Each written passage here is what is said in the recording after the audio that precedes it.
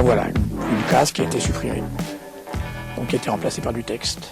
Pourquoi? À cause de l'autocensure. Il y a eu sûrement des coups de feu, des hommes qui ont été blessés, et puis voilà. Là pareil.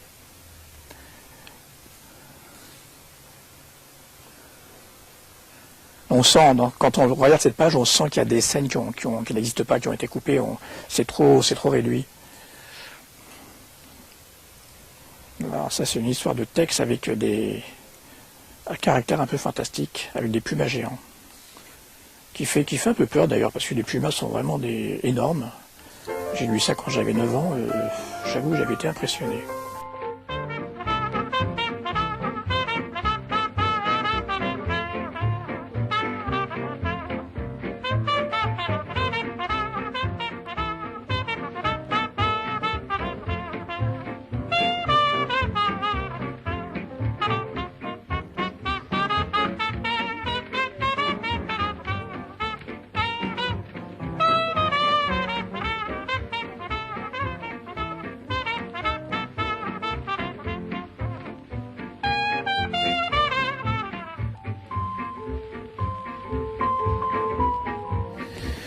Ils sont classés par maison d'édition, parce que moi je m'y retrouve plus facilement, comme je connais à peu près par cœur tous les titres.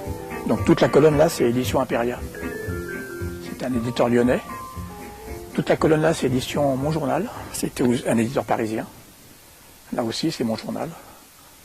Ce qui fait que quand on me demande un titre, je peux tout de suite trouver dans quelle colonne il se trouve d'après l'éditeur, et ensuite je sais à peu près à quel niveau il se situe. Mais il n'y a pas... Sinon, classer ça, c'est compliqué, hein, vu tout ce qu'il y a eu. Ivanhoe, c'est un titre qui a bien marché aussi. Ça, c'était tiré du feuilleton de la télé. En début 60, il y a eu un feuilleton avec Roger Moore. L'éditeur français a eu la bonne idée de sortir presque en même temps une bande dessinée qui s'appelait Ivanhoe. Il a fait ça avec Ivanhoe et Lancelot. Donc du coup, la télévision lui fournissait un support, disons, publicitaire, gratuit. Donc c'était pas une mauvaise idée. En fait, c'est des bandes dessinées qu'on appelle des BD de gare. C'est-à-dire que ça se vendait dans les kiosques. Il y en a eu beaucoup dans les années 50, 60, jusque dans les années 80. Et il y en avait des centaines. Et donc, beaucoup de gosses les achetaient parce qu'il y avait en général 100 pages de lecture, voire parfois 200 pages, avec un prix tout à fait attractif. Et il faut dire que des dessinateurs connus ont travaillé dans ces récits, notamment Hugo Pratt, dans les années 60, a fait des récits de guerre pour l'Angleterre, qui ont été traduits dans les pockets français d'ailleurs. Donc on retrouve en fait des dessinateurs, disons, renommés. Et puis malheureusement, souvent, c'est anonyme, donc il n'est pas toujours facile de retrouver les traces des auteurs. Rien n'était signé dans ces petits formats. Que quand on achetait un Tintin, l'histoire était à suivre. Donc ça forçait à acheter tous les Tintins chaque semaine. Alors que quand on achetait un petit format, souvent c'était des histoires complètes, ou en tout cas qui paraissaient tous les mois. Donc ça permettait quand même de débourser moins d'argent, si vous voulez.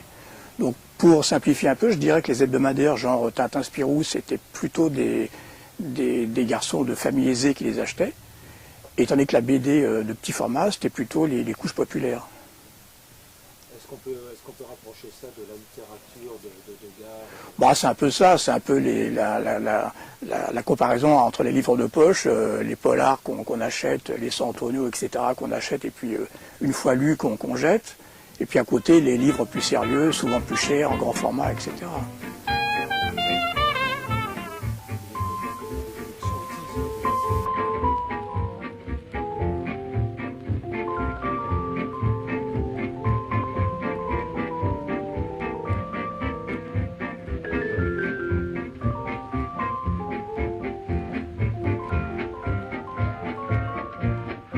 Le roc est un géant, en fait, un trappeur géant avec des cheveux longs, qui était pas tellement, c'était assez original quand c'est sorti en 1955, et blond, un peu à la Viking, et qui se bat contre les Anglais. Et là aussi, il y a des scènes un peu fantastiques. Ils vont se réfugier dans une tour, et il y a un personnage à la Frankenstein qui apparaît avec un savant fou qui expérimente.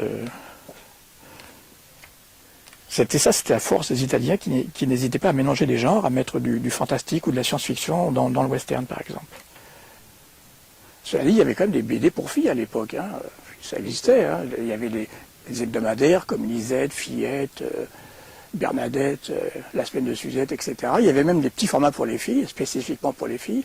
Mais je m'aperçois que il y a peu de collectionneuses en fait.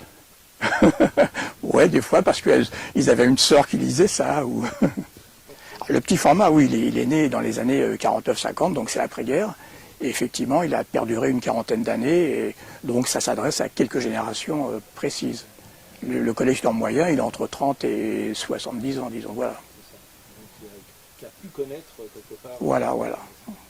Oui, le collectionneur, en fait, il recherche des bandes dessinées qu'il a lues. Donc c'est la nostalgie qui le guide. Et effectivement, dans quelques générations, il y aura plus cet aspect nostalgie, et je pense que cette BD ne sera plus collectionnée. C'est un peu ce qui se passe sur les bandes dessinées d'avant-guerre. Actuellement, il y a peu de marché, parce que les lecteurs de journaux des années 30, malheureusement, ne sont plus là. Hein. Et alors, dans votre... Un excellent western italien, ça aussi, La Route de l'Ouest. Il y a combien de collections? Ce titre-là, par exemple, Rollbacker, voilà. Là, vous avez la collection complète. Il n'y a eu que 2 numéros. Numéro 1, numéro 2. Donc vous voyez, ça n'a pas marché du tout. Hein. Et on sait pourquoi, Non, bah, c'est la maison Imperia qui a édité ça, à l'époque où ils ont sorti Rollbacker, qui est un western. Ils avaient déjà Kit Carson, Buck John, Texton, ils avaient plein de titres qui marchaient très fort. Donc je pense qu'ils se sont fait concurrence à eux-mêmes. Ouais, c'est tout. Oui, il y a plein de titres qui ont duré moins de 10 numéros. Hein. Moi, je les appelle les titres à un chiffre. Mais bon, l'éditeur n'était pas... ça ne le gênait pas. Une série qui ne marchait pas, il l'arrêtait, il en sortait une autre. Bah, les petits formats français, c'était édité en France, effectivement. Il y avait des maisons d'édition qui étaient soit sur Lyon, soit sur Paris. Il y en avait une aussi qui était dans le Nord. Et c'était des maisons d'édition françaises, mais qui, parfois, pour remplir leurs pages, importaient des bandes dessinées d'étrangers. Donc il leur arrivait d'acheter des bandes dessinées italiennes, espagnoles, anglaises, américaines, pour les traduire et les adapter en français. Des fois en changeant les titres, des fois en faisant un peu de censure, parce qu'il y avait quand même une certaine autocensure dans les publications pour la jeunesse. Mais il y a aussi dans les petits formats beaucoup de créations originales, c'est-à-dire des dessinateurs qui travaillaient spécifiquement pour le petit format. Je vous ai préparé un petit panachage, voilà. Donc, alors voilà, ça c'est un kiwi. Donc Kiwi, c'est le titre, je pense, qui a le plus marché dans les années, c'est sorti en 1955, c'est le titre qui a plus marché dans les années 50 et 60. D'après l'éditeur, Kiwi avait un tirage de 300 000 exemplaires. Donc ce qui est énorme, parce qu'il faut bien être convaincu qu'un petit format, on se le prêtait à l'époque, on se les échangeait, on se les donnait des fois parce que ça ne valait pas grand-chose. Donc on calcule qu'un petit format passait de main en main et était lu par 4 ou 5 lecteurs. Bon, ce qui fait facilement 1 million de lecteurs pour Kiwi.